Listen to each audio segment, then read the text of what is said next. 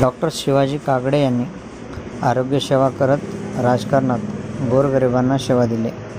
जिल्हा परिषद सदस्य डॉक्टर मीनाक्षी कागडे यांनी नांदेड येथील कुसुम क्लिनिकचे शुभारंभ करण्यात आले. यावेळी डॉक्टर धनाजीराव देशमुख, डॉक्टर मोरे, जिल्हा परिषद अध्यक्ष मंगाराणी आंबुलगेकर, आंबेडकर अधिमिशनचे प्रमुख दीपक कदम, डॉक्टर उत्तमराव सोनकांबळे, इंजिनियर सोनकांबळे आदी मान्यवर या प्रसंगी उपस्थित होते.